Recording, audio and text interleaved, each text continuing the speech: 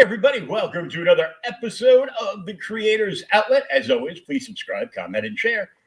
And just in case, this is TVMA, not safe for work. And we welcome our special guest tonight, Andy First Man Smith. I am not safe for work. That is damn right. F&A. That's right. Lorenzo, welcome back. Slee Stack. Hated the Slee Stacks when I was a kid. Except for the one that could talk. Yeah, except for that one. Enoch, yeah. They were just so damn creepy when I was a kid. I'm like, I'm a kid. Why are you showing me this? These things are creepy.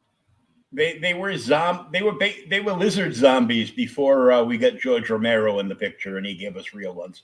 That's true. So weird. It's like, man.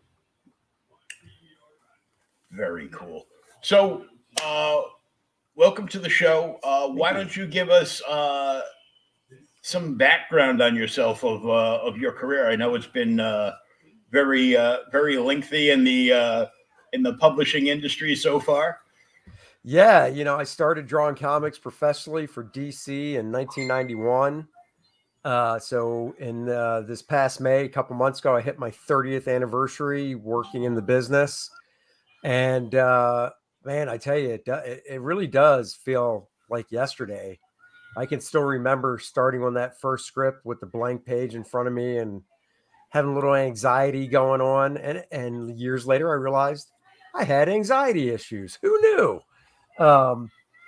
So yeah, I started for DC, did some stuff for them for about a year and went over to Marvel and worked for them for a year and a half, maybe a little longer than that.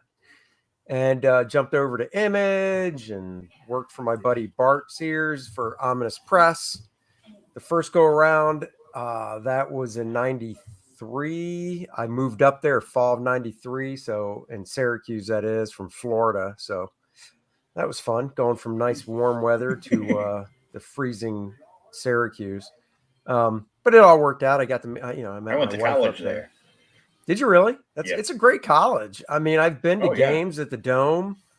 I saw Donovan McNabb play when he was in school still. Mm-hmm. So yeah, I mean, it's great school. I mean, great town. It's that climate up there for 3 months or not 3 months, for 8 months out of the year. You're getting snow in September and snow in April sometimes. Mm-hmm. Oh, that's harsh. Sometimes even after that. Yeah. I mean, it's crazy. It's kind of like Buffalo. Yeah. So if it snows like a foot today, it might melt 3 inches tomorrow, but then it's going to snow another 2.5 feet the next day. Right. There's no way of getting out in front of it, and eventually you're just buried and you're taking snowshoes to class. Oh, dude, where I lived, the house I was living in, renting, was in the snow belt, but the studio Bart and I shared wasn't. So I dig my way out, go to the studio in the morning. Studio be fine. Maybe some flurries throughout the day. And drive back home. I had to dig my way into my driveway because the snow went right through there all day. And I'm like, oh my God, this is ridiculous. Like, I need to just trade my vehicle in for a plow. I know, seriously. Well, the funny thing is, I moved up there with a sports car, and I moved up there in November, and within a month, I traded it in and got a 4-wheel drive, 2-door SUV. So, yeah, man, it sucked. But I made good friends, and I have fond memories of stuff, so it's all good. So anyhow, so did that, and then I worked for Valiant, Acclaim on EXO, and back to Marvel, and worked on a few X things over there, and back to DC, and then did the cross-gen thing in the early 2000s in Tampa. I loved cross-gen. It was fun. I enjoyed the books.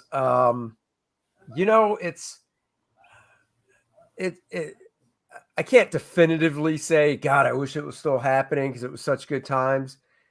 Because I am having fun, obviously doing my own thing now. Mm-hmm. But before I started doing this, when I was after CrossGen, I went back to DC and Marvel and stuff. I can easily say, 5-6 years ago, man, I wish CrossGen was still around, because it was fun. Everybody that moved there to work under one roof was settling down in a way of buying houses and whatnot. Some people still live in that area of Florida because they bought a house, they loved the weather, and they stayed. Other people, obviously like myself, we moved. But I remember buying a house. We bought a house because we thought this is it. This is where we're going to live. And with the stableness of the job, we were like, you know what, let's have a kid. We had a kid, really just kind of trying to put down roots and stuff. And, then the whole thing kind of imploded and it was like, no, but you adjust, you move on and just kind of go with the flow. And I'm always the type of guy that's like, if something happens, it happens for a reason. It might not seem like it's a good reason at that time, but as time bears out, looking back on it, you can go, yeah, that was, it was difficult then, but it was definitely for a good reason, is how I look at things. So after that, back to the mainstream, moved up to where we live now in North Carolina. And, last year or so, I was contemplating what other stuff I wanted to do and thought, you know what, I really would like to do my own stuff. And it kind of worked out to where I could, and crowdfunding was getting bigger and stuff. So I said, let's just try it. So that is my career in a nutshell. and it worked out quite well. Yeah. So I actually just scored the CrossGen art book that covered like the entire run. Yep. Somebody put that up on Facebook Marketplace like last year for like $5. I go, sure, I'll take a $25 art book for $5 any day of the week. Yeah, I think it might have been more than that. I'm sure it's back there on my bookshelf. I know I have it, so I'm pretty sure I know where it's at. That was a nice book. I mean, CrossGen put out quality stuff. We definitely, I think, up the game for people to take notice and go, damn, and I'm talking Marvel and DC to take notice and go, these guys have definitely upped the game. We need to up ours as well.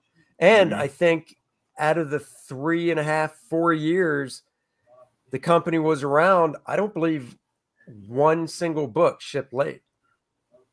So no, I had more trouble just keeping up with the books. Every so while there was like a heavy CrossGen week, and then of course the other two buffoons decided they were going to have a heavy shipping week too.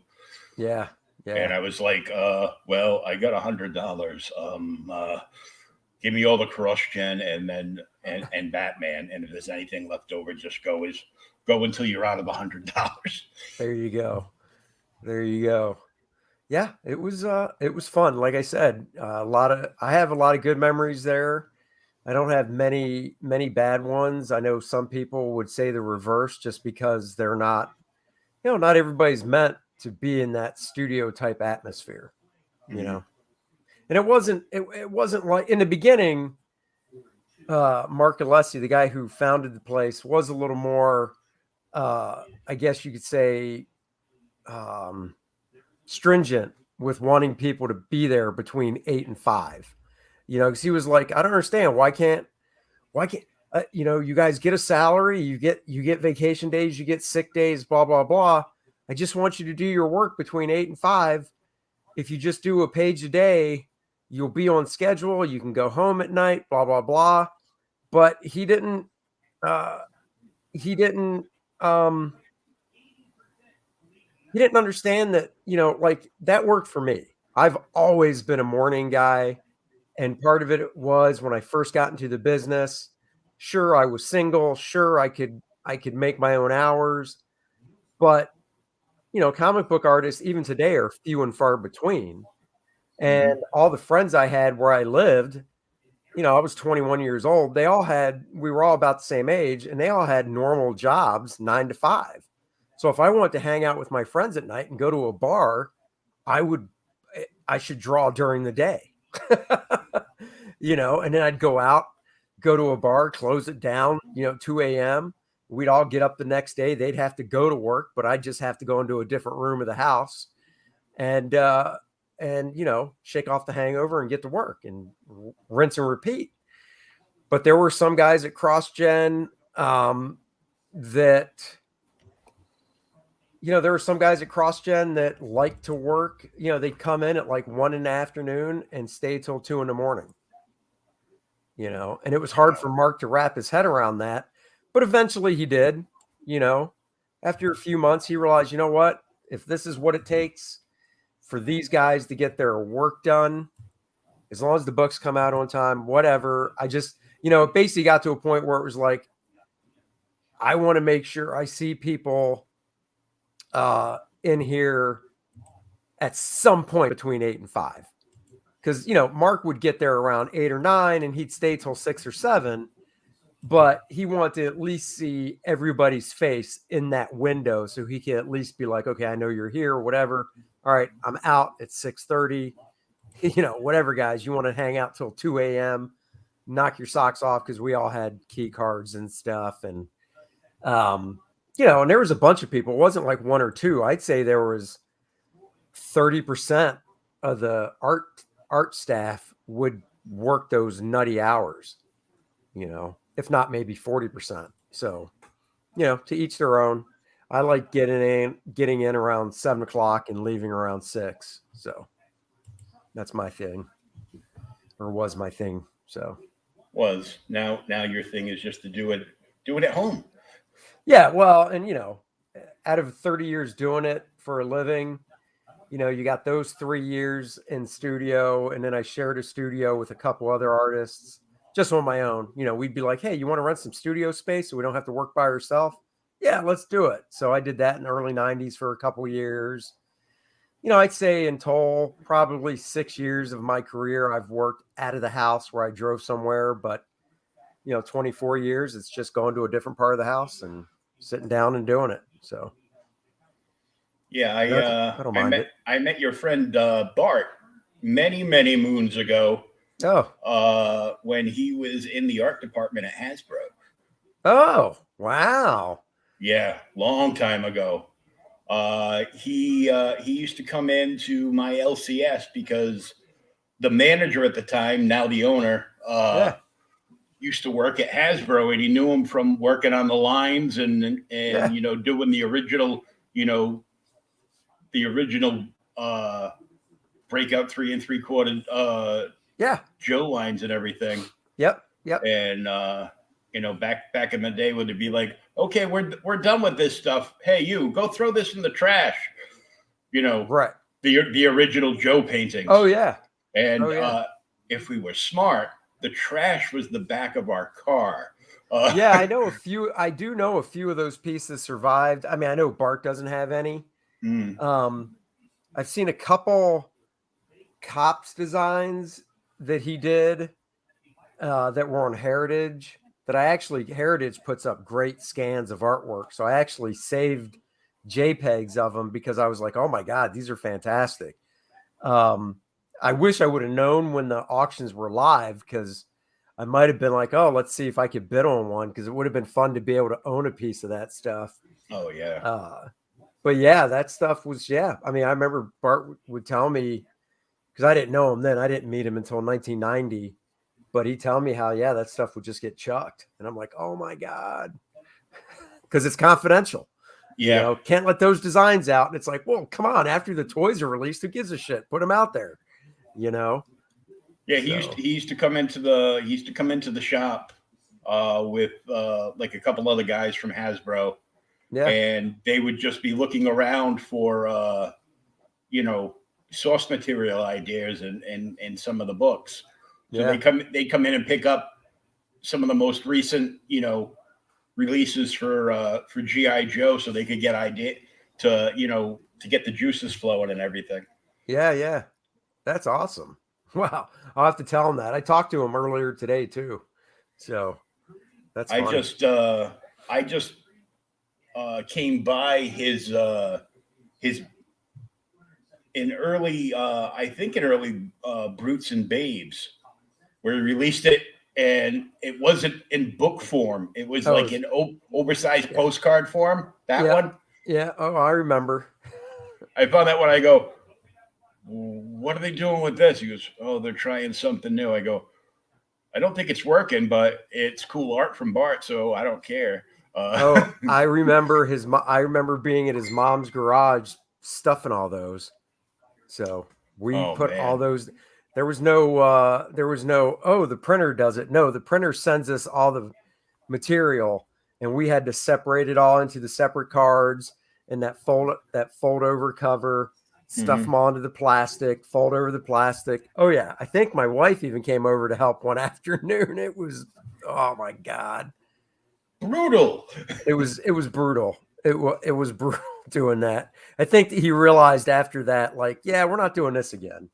We're like, yeah, and the funny thing was, we were like, there's good rationale for everything, and the rationale for that was, new company coming out of the gate, something different. It'll be memorable.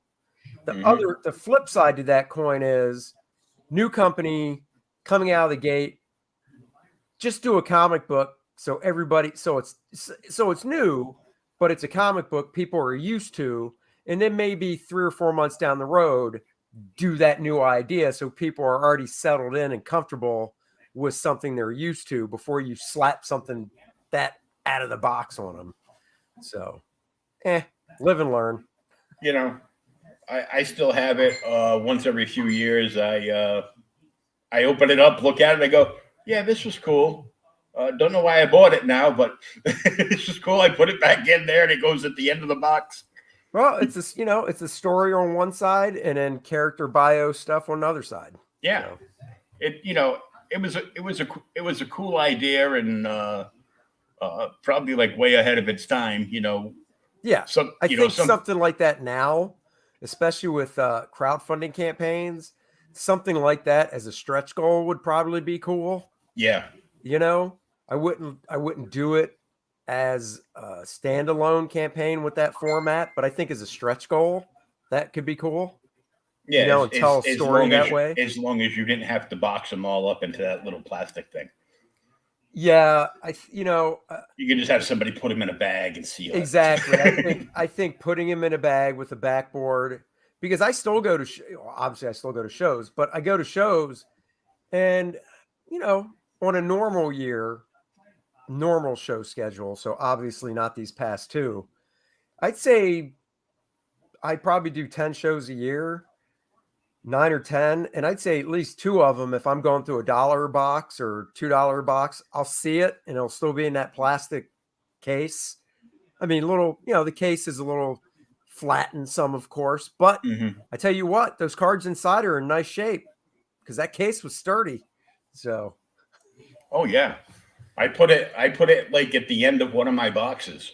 Like I'll have I'll probably have like a small trade or a prestige issue at the end, so it's like squared off, and then I put that like at the far end of it. I'm like, okay, that way it's in a box, so I know it's in one of these 150 boxes, and just go from there. Yeah, I got way too much stuff. No, I hear you. I don't know. My friend Dennis has a crap ton as well. I don't know what 150 works out to in regards to quantity. I guess 300 times 150, because 300 is the average for a box. But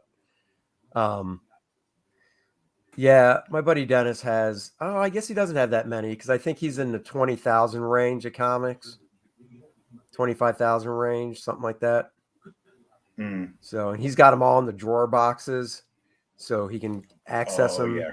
They're all he's very anal. They're all alphabetical. They're all numerical, which is nice. So I can go over to his house and be like, I'd like to see this. He's like, not a problem.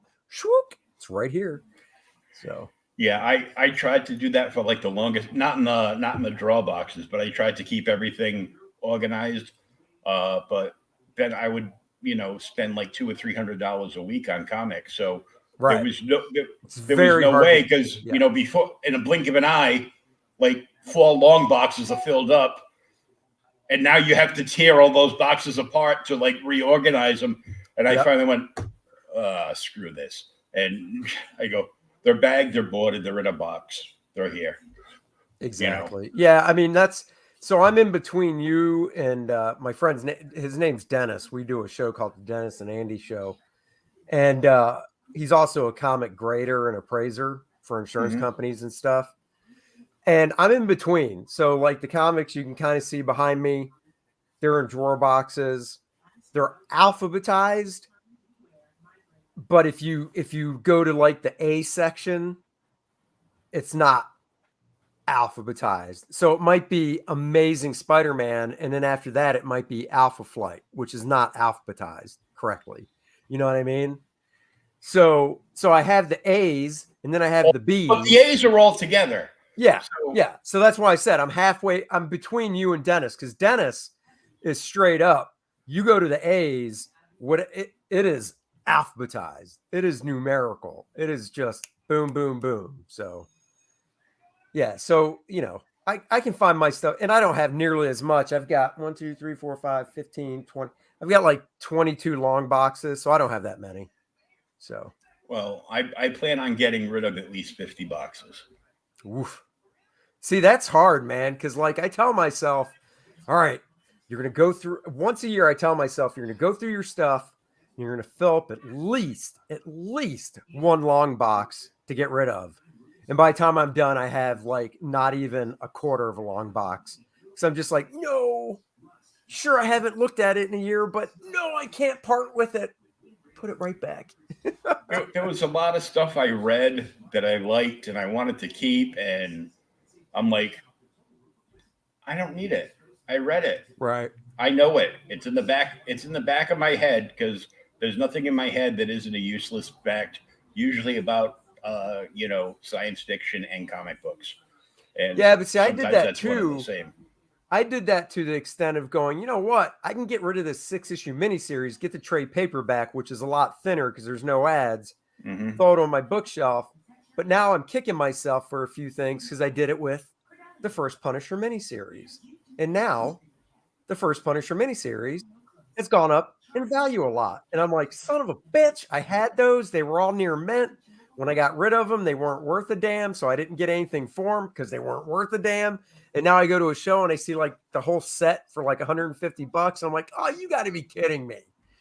So now I'm even on the fence of getting rid of limited series that I have. So I'm like, you just never know. But I mean, I bought the one of my favorite,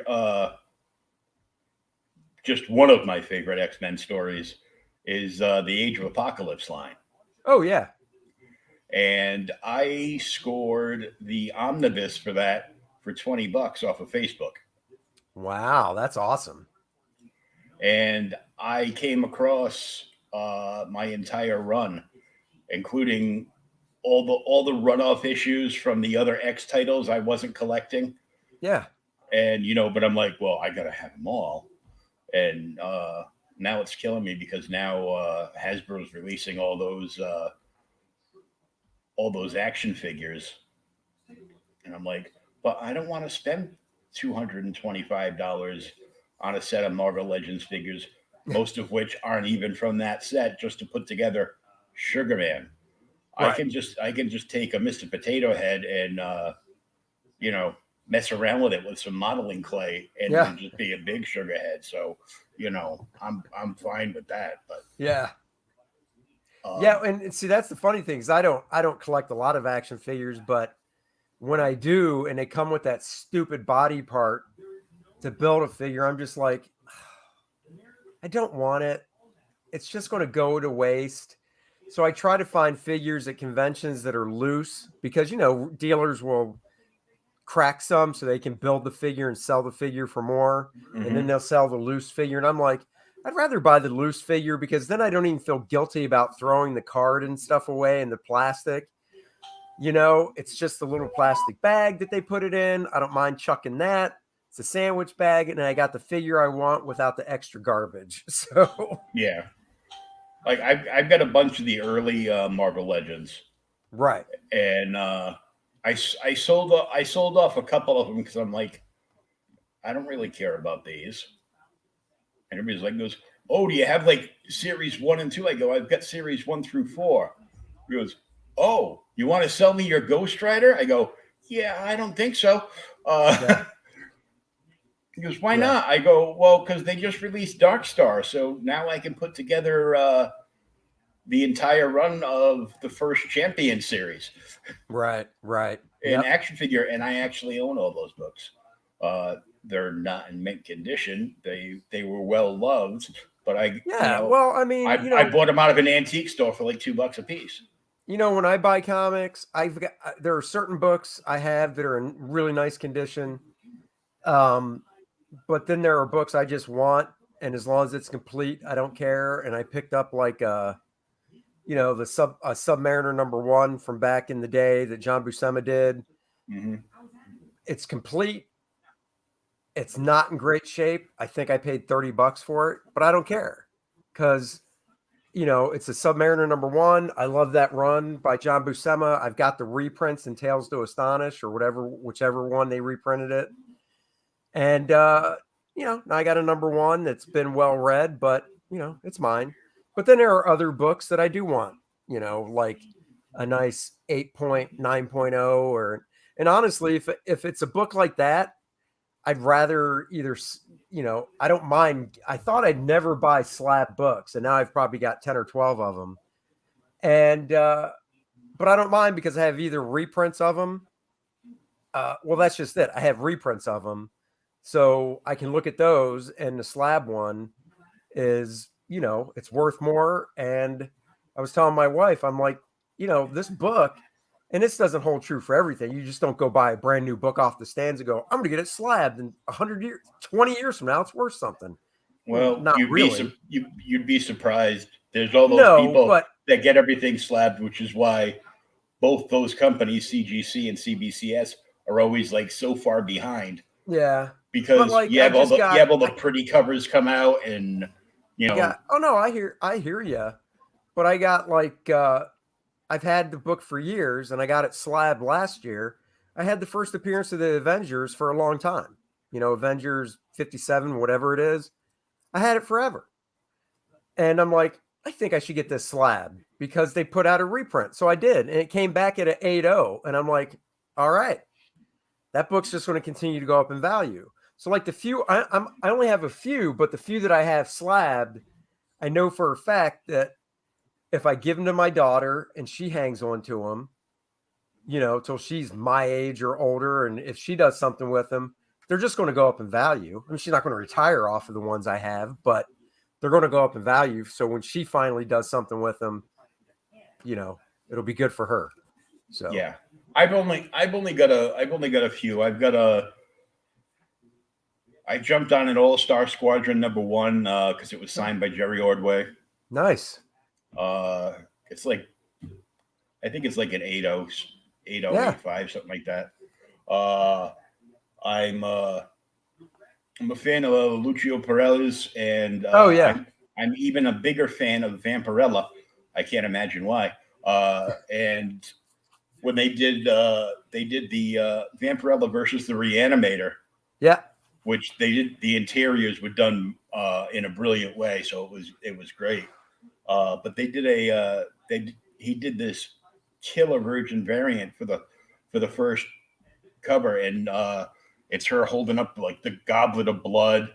It's very dark and moody because it's Vampirella, and I have that one signed by him. Oh, nice. Graded. That one's a 9.8. Then I have the Gray Line sketch cover from Art Germ that he did for with Superman and Supergirl on the cover of Action 1000. Oh, okay, yeah. And that's got a couple of SIGs on it, and that's graded 9.8. And then I have a triple sign Detective 880 that's a 9.6. Oh, cool. And that's it. I had a handful of other ones, and I'm like, okay, these are pretty. I looked at them. I displayed them. I got sick of looking at them. I sold them. Yeah. I'm like, I'll sell them, and I'll back another project on Indiegogo or Kickstarter. And, there you go. Read something new and different. That's what I did today. I backed the Sin Killer, and Friday I haven't. There's another book I backed because I sold a stack of a short stack of Key Comics to a buddy of mine. Yeah. And it all worked out. He got stuff that he was looking for. I got cash and throw it on my rechargeable card, and hit it up today. And I got caught up on bills, and the electric goes up higher when you use the central AC during the summer. I can't breathe if it gets too hot. So yeah, I'm like, it was all good. Cool. That's cool. So that's I basically been selling the comics that I have and just flipping the money into buying more comics. So it's not so much a sale as it is a trade. Right. Well, I mean, that's a good way to look at it. Trading, there's nothing wrong with that. That's a great way to look at it. There she blows. There it is. Now this is the second issue. Second book. Yep. Volume 2. Yep. So tell us about First Man. First Man is his alter ego. Well, let me give the pitch where I include things that people already know so they can get a better picture in their head. It's Peter Parker, Spider-Man's sensibilities and sense of humor mixed in with a little Billy Batson Shazam, because Billy Batson literally physically transforms from a kid to the adult, and Luke Henry, who is the alter ego of First Man, literally transforms from a 5'10" skinny freshman in college into this 7 foot tall hero. And that is not a costume that can come off. That is just him when he's in that form. And then there's a little bit of Captain Marvel, the Jim Starlin type cosmic stuff that he was kind of doing as well. So I kind of mixed all those up because that's stuff I really enjoyed as a kid and created this character. So this one's called Learning Curve because at the point in his life when this story takes place after the first book, he's only been a hero or had these powers for about 4 weeks tops. He's now back on Earth after the events of the first book. That was mostly in outer space. He's now back on Earth, and he has to learn. He has to learn what it is to be a hero, to use his powers, how to use them, how to be a hero, how to juggle life as a freshman in college, who's, he meets a girl in college. He lives at home with his mom and dad, and they're the only other two people that know his secret. He probably could have kept it from him, but he didn't want to. He's just that type of person. He's the only child, so he shares everything with them. And he was a really good kid. And that's part of the reason that he was chosen to hold this power is because of his character makeup. So anyhow, he's back on Earth. He meets up, or I should say the Fourth World Foundation, which is a group of 4 scientists. We can see 2 of them up there on that cover shot. They create a being known as Adonis. It's an AI being of pretty sizable power. And they discover this new hero flying around New York, and they start scheming, basically, how can we use him to our benefit without leading on that we're using him, So that's where the conflict comes in, is these 4 guys, the 4 characters of the Fourth World Foundation, try to ensnare First Man into their web, I guess, and use him for his abilities and his powers to help out their creation, Adonis. And obviously things don't go properly, and like any good superhero book, there's going to be a battle, but there's going to be a challenge for Luke to overcome. Just once again, even though he's in this heroic form, he still has those feelings and insecurities that an 18-year-old has. So he doesn't transform to this 7-foot tall buff guy, and his mindset changes as well. He still has to deal with whatever issues he has in his life, but he also has to realize people don't see him as the 5'10" kid. They see this superhero in front of him. So, it's an adventure in learning. It's an adventure in obviously good, fun superhero action. I kind of come from a school of when I was reading comics as a kid, and I could be thinking of this totally wrong, but my memory tells me that comics back then, and some today, but comics back then almost followed like a 1/3, 2/3 rule. And 1/3, and what I mean by that is if you picked up a Spider-Man, out of 21 pages of comic story, 7 pages would be Peter Parker, 14 pages would be Spider-Man, but they would be intermixed. You wouldn't have, and you could have an issue where it's like 7 flat of Parker, Daily Bugle stuff, MJ stuff. Oh shit, here's the threat. Change to Spider-Man, rest of the issue. But more often than not, it was those 7 pages sprinkled through the book. And it just, and like I said, I still read Silver Age books when I'm going to MegaCon this weekend as a guest. Oh, nice. I'll be buying some back issues. And I just feel that was like a formula those books had. Maybe I'm wrong. Maybe they were half, and definitely when you have a long running character like a Spider-Man, you can obviously go, hey guys, we're going to do this whole issue where it's 2 pages of Spider-Man and 19 pages of Peter Parker.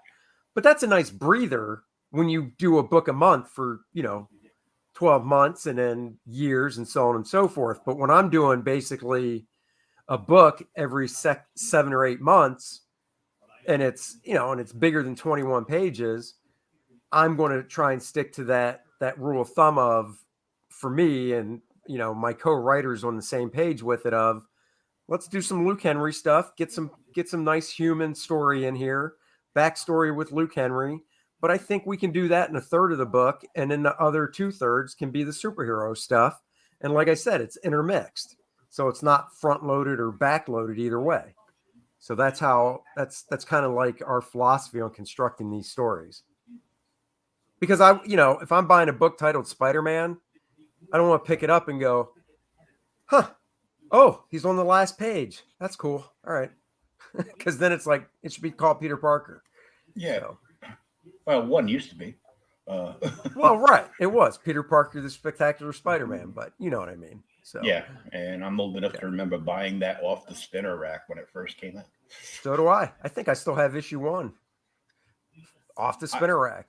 I it's not the original one, but yeah, I do. I had that.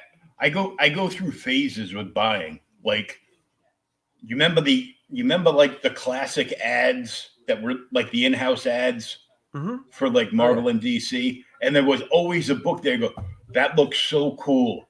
I want that book, but you didn't really have much choice if you went to like 2 or 3 like local, like, convenience stores or pharmacies or whatever, before CVS took them all over.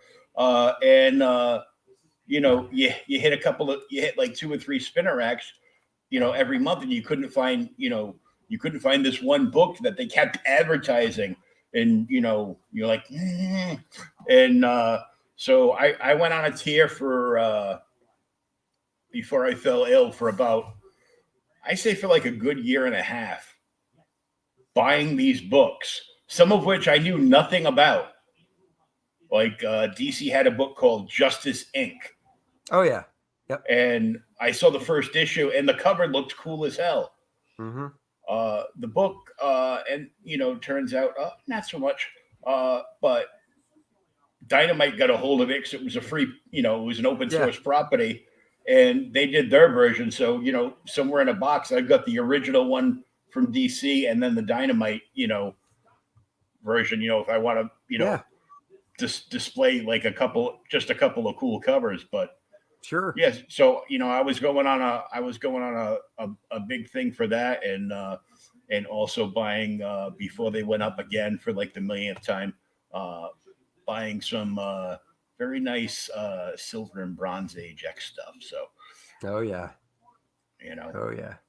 I've got the first Banshee over here somewhere. And Oh, I love that one. And they reprinted it in issue 76, I think, when they were doing their reprint phase. the reprint run. Yep. Has a And nice Gil Kane cover. But I tell you what, I still like that. I love the Banshee. I always like the stupid B-list characters, C-list characters. And I just love the Banshee. I love the costume design. And that's one of those X books that I want to get both. I want to get the first appearance, issue 22 or something. And then I want to get the reprint 76 just so I can have both. So, and I used to have it as a kid, but oh well. Yeah, like I'll always buy the reprint of Giant Size X-Men 1 because, well, I there's no way I can afford the original. So, Right. Unless somebody says, "Hey, I got these comics. They've been in the attic. You want them?" Sure. Right. Right. Yep. A friend of mine got lucky like that. We both ended up having like serious medical problems, like about 6 months apart. Mm-hmm. But prior to that, because he would cruise around and hit the yard sales, and he pulled up to one house, and the lady had like 2 or 3 short boxes of comics on the table, and he was going through them, and asked her, he goes, "What are you looking for these?" He goes, "A piece or all of them?" He's like, "All of them." He goes, "Well, I have more boxes in the house." And they looked through, and her husband had passed away. It was his collection, and he had the old school list of what he had. Oh yeah. Like typed out on the word processor and printed out. Many generations before the CLZ app. And he made her a fair offer on it, and she's like, "Gladly. Would you like me to help you carry them to your car?" He goes, "No." He goes, "If you could wait, I'll go home and get my brother's van. I'll be right back, and we'll take them all off your hands." Nice. And there was one short box. The only thing in that short box was multiple copies of all 4 issues of the Wolverine miniseries. Oh wow. Yeah, I still I bought that off the rack, brand new. Luckily, I kept them in great condition. I got the first one slabbed last year because I got the trade paperback. What do I care? And I think it came back at like 9 or 8.5. So I actually got mine one afternoon. I was working at the LCS, and you get this influx of college students that all summer long they're buying comics and collecting stuff, and then it's time to go back to school, and they realize they don't have enough money for labs and books, so they need to sell all their comics. Yeah, and are very disgruntled when they find out that a store isn't going to pay you what the guide tells you. Oh no, they may or may not be worth. So he came in, and the shop I was working at has a pretty strict policy. They don't buy anything, because when he bought the store, they had like over 100,000 back issues. Yeah. So he's been working off that same stock for a number of years. He's bought a couple collections you just couldn't say no to, like when somebody brings in a long box, all in Mylars of AF-15 and ASM, like 1 through 99. Oh sure. You're like, well, I'll have to buy it off you in payments, but I'll buy it off you, and sure. Something like that. But this kid came in, and he goes, "Look, I've got these old books, and I need to sell them because I'm going back to college next week." I go, I can take a look at them. They're not buying right now, but I'll take a look at them. I'll give you an idea, what they might be worth. And if it's something I'm personally interested in, I can make you an offer. He's like, Sure. Okay. I was a nightclub DJ for 30 years. So I Mhm. always had stacks of ones in my pocket from people, tossing Yeah. money at me to play songs. And so I looked through, and like the first 50 books were, like Spawn #1 through like 10 or something, multiple copies. I'm like, oh, more Spawn. And then I get to the back, and it's the first appearance of Gambit, Oh, and nice. it's that Wolverine miniseries that he bought off of that same store because their price stickers with their Right. name on it are still on it. Sure. And I'm like, I go, I know you paid a lot for this, but this is what I can give you. And he's like, fine, I don't care. So I ended up getting 2 first appearances of Gambit and the Wolverine series.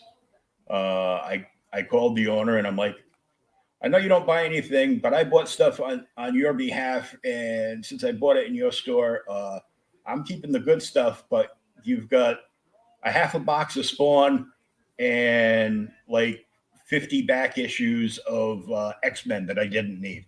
Right. He's like, good enough. There you go. So stuff like that happened. That's kind of like the best thing comic wise that pretty much happened to me. There's been some other things like you forget what you're collecting, or you buy something on a whim. Well, luckily I bought a New Mutants 98 on the whim. I didn't even know I bought it. I bought like the last 3 or 4 issues of the series on recommendation from a friend of mine. I didn't know I had it, and I was going through a box, and I'm like, I'm screaming holy shit at the top of my lungs. And That's cool. it was exciting because they're like, don't you know what you own? I'm like, dude, I was in a coma for 3 months. I don't even know my name right now. Right. It's like, don't pick on me, I'm old. I hear you. But let's take a look at this trailer. Sure. Because, why not? Yeah, of course. Gotcha. Luke Henry, after kicking Monarch's ass to the death, is looking to save the world from the Fourth World Foundation. Sure, he had help from Penumbra before, but she's not helping him this time. He's got to face it on his own. He's come for a villain known as Adonis. He'll do it. You'll be there. Back it now. First Man 2. Learning. Nice. Thank you. Short and sweet, right to the point. That's right. Right to the point. Right to the point. Back this book. Exactly. Did you do the trailer yourself? No, I had a buddy do it, or I a friend of mine, Graham Nolan. I liked his trailer, so I hired his guy, and his guy actually did one, no voiceover, and it was a minute long, and I loved it. And then I was on Ethan's channel, and he was like, "Hey, do me a voiceover while we play this trailer." I'm like, "Okay."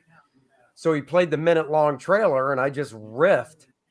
And then he sent it to a mutual friend of ours, and the mutual friend cut it down to 30 seconds and edited out, edited some of what I said, changed the music, and then added some effect to my voice. And I was like, holy crap, that's awesome. So it has, it's 30 seconds shorter, but it has the same impact because I still really like the one the guy did for me. And I kind of switch them back and forth, but it's got the same impact and everything. So yeah. Oh yeah, I know Graham. I got to meet him before the world went to shite. The content delivery manager for Outright Geekery, and I was covering Rhode Island Comic-Con back in 2019. Yeah. And he was one of the guests. And yeah, he's great. I've talked to him back and forth, online and everything. And I interviewed him for the site when just before he was releasing the Canoe. Yeah, he's great. And So it was cool. It was hilarious too. Somebody actually dressed up as classic Bane, and the dude was like 7'5". Wow. He was just like some big dude, and he ran over and got his picture taken. But I got to meet like a whole bunch of people that weekend. I was thrilled. That's cool. I got to meet Neil, nice. who I grew up in. Hey, I got him in a good mood because it was before anybody came in and got him mad. So I got to meet Neil, Bill McKay, a favorite of mine, Mike Grell. Oh, sweet. Tom Mandrake and quite a few others. Joe St. Pierre was there. Cool. And he had just done an alternate cover on one of my friends' indie comics. Oh, nice. That we're displaying downstairs. So I had a great time. It was the first convention since I was in a coma, and I had somebody pushing me around in a wheelchair. So I couldn't really complain much. That's cool. So yeah. Cool. See, I ramble a lot too. That's okay. So we've got the preview art, of course, showing some of the insides. I love the colors on this, man. This is amazing. Yeah, it's a woman out of Italy that does the coloring. She's great. It's like those clouds they look real. Yeah, she's really, really good. So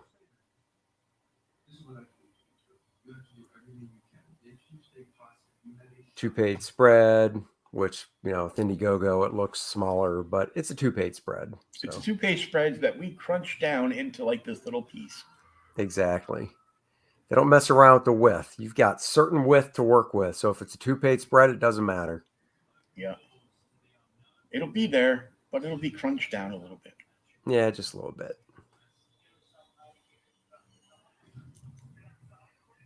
First man. Marnock is the big bad. Yep. So yeah, did some character bio so people can kind of catch up on the story. And of course, there's a reward tier where if you want to get 1 and 2 because you missed one, well, it's there. You can get both books, 1 and 2. I always like to see that, like, a catch-up tier. Oh yeah. I did that with, and I should be getting it like any day now, but Matt Knowles and Steph Cannon, their combined universe, her main story has like almost a 200-page trade, which encompasses everything up to the book that they just did that was a crossover. Oh, cool. And but Matt's is like almost 500 pages. Oh, wow. And I didn't have money the last time I came across them, but I was like really interested in the project. And I was like, he goes, there's a catch-up tier, right? He goes, there's a catch-up tier that has everything we've ever done. Oh, wow. That's cool. So I bought that. That was actually the most I've ever spent on a crowdfund. Wow, that's cool. It was like $170, $175. I'm like, oh my God, thank you, stimulus check. Yeah. What did the government buy you? Comics. That's awesome. Right. Exactly. There's Bart's cover. I can recognize that line work anywhere. Yep. Always got to have my man do something for me. So I still love his work.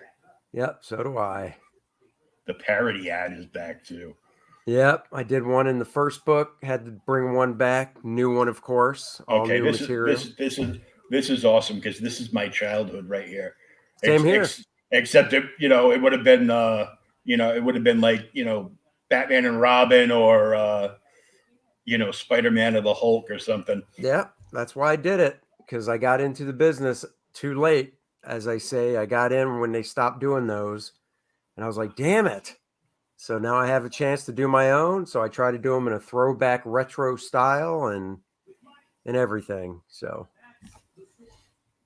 Oh yeah, these are great. Oh my God. I half baked that idea. Yep, my buddy Rob Snyder, who I co-write the book with, did a fantastic job. He wrote the one in the first book as well. So if you go to the campaign page, anybody watching, just read it. You'll get a chuckle, I guarantee it. So, and of course, if you want to get a piece of original art, you can do a head sketch, and I will Nice. draw whatever character you would like. And then below that is the full figure sketch. And if same thing, I will draw whatever character you request for the full figure sketch as well. Well, these are like amazing prices too, Thank you. because it would be a lot more at the convention next week, Yeah, or this weekend rather. right. The program book's an extra 40-page book. It was with the first campaign, but once again, if you didn't get the first one, you can still get it. It's it has guest artists doing their renditions of First Man, as well as page layouts and sketches and behind the scenes stuff that went into making the First Man graphic novel. Oh, that's cool. I like seeing all that stuff. Yeah, I think a lot of people do. I mean, I know as an artist, I especially do, but I've met a lot of other people that are just collectors that like seeing the behind the scenes stuff, and of course, different takes by different popular artists as well. And Mr. Popularity over there, Adam Hughes, Brian Hitch, Alan Davis, George Perez, Bart Sears. There's about 15 of them total by different guys. Those are just a few. Yeah, at least you're not dropping names. Right. I could have dropped the whole list. I should probably go in and drop the whole list just so, because I only show those few, but I should drop the whole list. Actually, I should do that. Now that I think about it.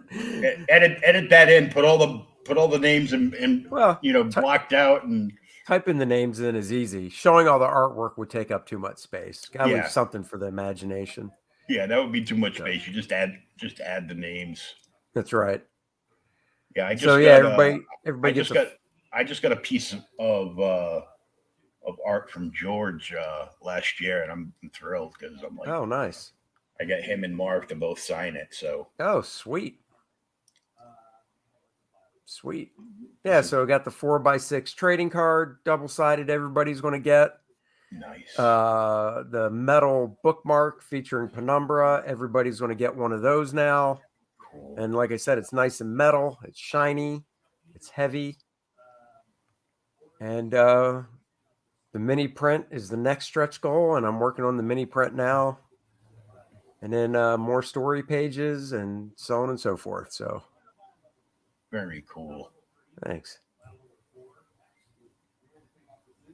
And there's only 5 days left. Oh, the first 30, yeah. Oh, okay. This is just the first 30. Yep. And we're gonna you're gonna trigger the algorithm and come back for the next 30. That's right. Good. That way I have some look time. at that. Got a backer. Woohoo! Yay. Nice. It's been a good day today. Thank you I got so backers much. on my stream at 1 for Marv, and 272, 5 days left for the first 30. But you pretty much sold me on this from the Hostess Pie commercial. It's hosted. It's hosted, by the way. Hosting, yeah. Right. Hosted. Can't use hostess. No. Drop those S's and add a D. Hosted. So. I said it the right way. It's just that I don't have any teeth in, so no, you're good. It sounded funny. Yeah. It's all good. So the featured tier is the program book and 1 and 2. It says 1.2, but it's volume 1 and 2. Yeah. And so all 3 books are $65. Yep. That's a good deal. Yep, 64 pages for the books, and then the program book is 40. And the books are square bound. The program book is stapled because there's an actual. The other thing I did in the program book, kind of like old school comics, I did a pinup. It's a double page spread, so when you get to the center of it, if you want to pop the staples, you can pull it out and then close the staples again. Don't tease me into ruining a perfectly good book. Well, buy Dang. 2. Buy 2. I've got them. That's right. And volume 2, the Andy Smith cover. Yep. And then Bart's cover. Bart's cover. That's cool. Yeah. And 1 and 2, my covers. Nice. And then 1 and 2, or 2, mine and Bart's covers if you want to get both covers. And then, yeah, the head sketch stuff. Head sketch commission.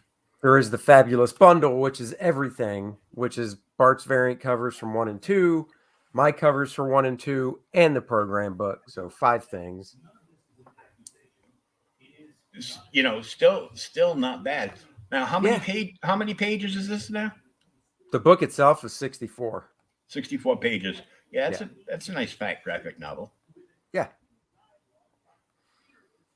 And then the figure, and then if you want to be drawn in the book, you get 4 copies of the book, along with a nice close-up of yourself drawn into the book with a word balloon saying something we'll figure out later. And so you can get 4 copies. 4 copies come with that tier, so you get 4 copies, 1 for yourself, 3 to give away, or 4 for yourself, whatever you want to do with them. Yeah. So, and I actually only had it for 1, and it sold out. So I figured I'd add 3 more. So if somebody gets them, that's cool. If not, that's cool too. And yeah, this is the one that sold out, and then you added these 3. I get you. Yeah. That's cool. Everybody likes to be in a comic. I'm like, yeah, you know, it's like you want to be in a movie? Well, I'd rather be in a comic. Yeah. I can do that. It'll be a panel. Actually, it'll be a panel about the size of that one of the dad at the bottom there yelling at his kid. That's cool. about the size the head would be drawn. So you'll be able to tell who it is. You're not going to be some face in a crowd. You're going to get your own panel as a close-up. Are you ready for your close-up? You know, be like, I'm not your Huckleberry. Leave me alone. That's right. Very, very cool. Thank you. I dig it. I mean, I saw you in a couple other streams, and I'm like, I gotta get this dude on. I gotta find out more about this book. Yeah, well, hey, anytime, man. I like doing this stuff. It's fun. It's fun getting to know more people in the community and just chatting and stuff. Yeah, it was like, last year it was kind of like, what would you do if we didn't have COVID? I go, I'd be going to like 3 or 4 more conventions, hanging out in Artist Alley, talking to comic book creators. Yeah, exactly. Well, here's a stimulus check. Buy yourself a camera and a microphone. I'm like, okay. Yeah. And then I got hooked on streaming like it was crack or something. Yeah, it's fun. And man, I do this show a minimum of 3 days a week. Oh, that's cool. So I do that. I do Creators Outlet Monday, Tuesday, and Friday. Last week I added an extra show. This week I added an extra show. Wednesday nights I do a show at 11 p.m. with an artist that I'm friends with, Sean Howe. Oh, cool. We call it the Seanzilla Art Show. Nice. And then Thursdays I do a show which you will find hilarious if for nothing but the name, the OK Boomer Podcast. Yeah. Where we just go on like the old spinner racks, gold and silver, bronze and copper books, and it's kind of like a back issue comic book history. Yeah. So that's cool. And it's fun for us because we get to read old stuff, and I do it with another guy from Outright Geekery, and 1 week he picks, 1 week I pick, and so it's a lot of fun. This week he picked issues 11 and 12 of The Tick from New England Comics, so I get to read some crazy wacky stuff from the 80s and 90s, and cool. That's cool. we talk about it. But yeah, I'm definitely gonna get on this before it ends.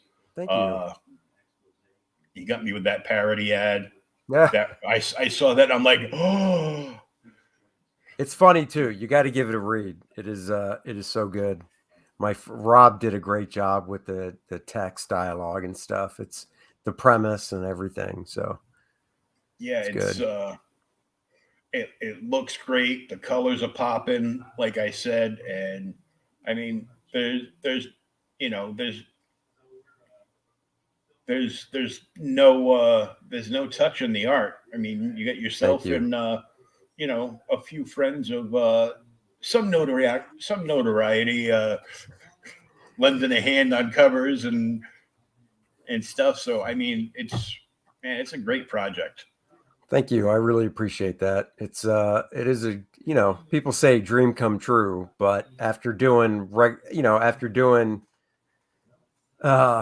and DC stuff, which I really enjoyed, don't get me wrong, I had a blast doing that stuff. I got to work on characters that I always wanted to draw as a kid, but now I can finally do this and check something off the old bucket list. So Yeah, and it's fun. you can take it in the direction you want. It's not here's what the story is. Get Right. to it.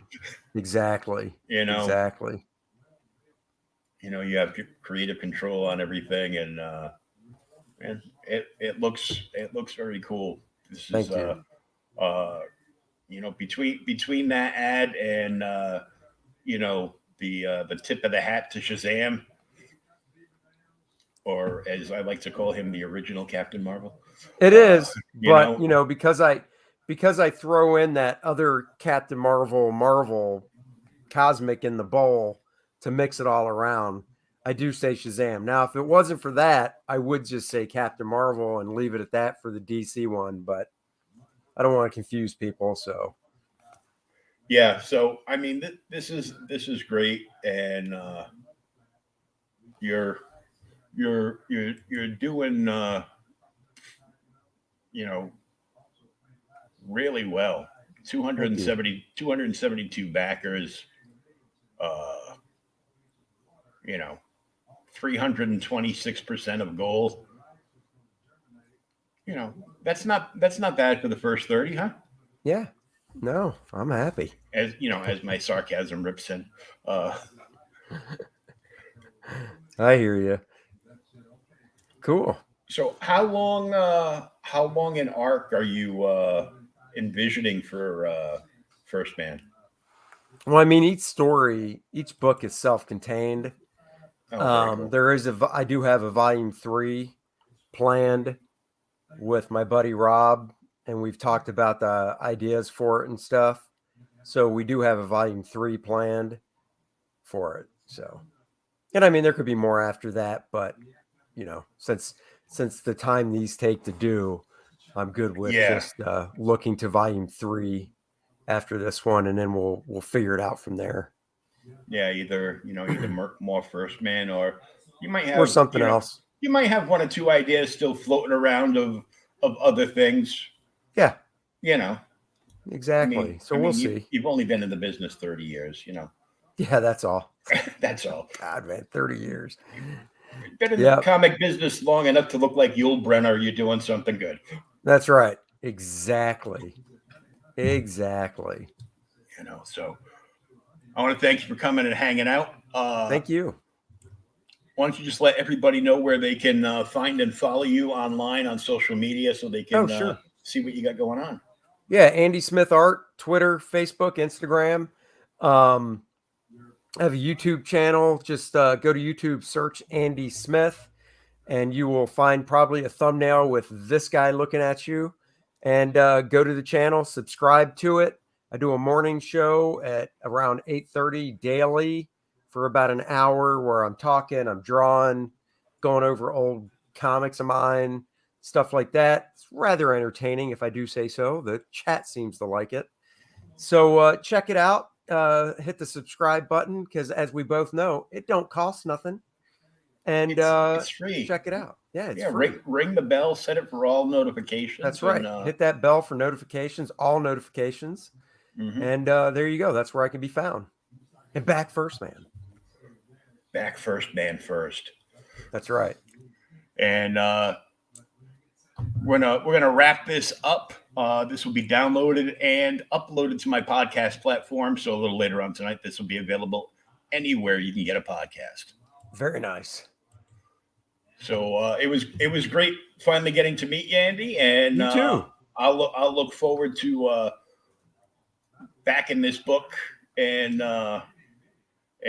probably just like staring at the parody ads in both issues. Beautiful. Maybe you should make a poster size one or like a print size one as a perk. People seem to like them, so I'll have to give it some thought because people do seem to like them. I enjoy the hell out of them. So yeah. Oh, I would frame and put one of those on my wall, easy. Cool. That way, all my friends around my age would be like, "Oh, I remember those." I go, yeah. It's not one of those. It's just a parody of one of those, which makes it even better. Exactly. Exactly. So. Cool. All right. Thanks once again, and we'll catch everybody later. Don't forget to download this and share out the campaign. That's and right. If you haven't backed it, of course, back it. And you'll be able to share out this stream and the podcast a little later on this evening. And once that's up, I will post the Spotify links all over the place and tag you in them. Nice. Awesome. All right. Thanks, everybody. Have a great night. Bye-bye.